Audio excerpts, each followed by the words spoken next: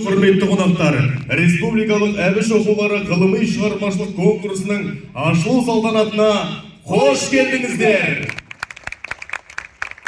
Бұл байқауға еліміздің әр аймағынан 21 команда мен 150-ден астам оқушылар қатысып отыр.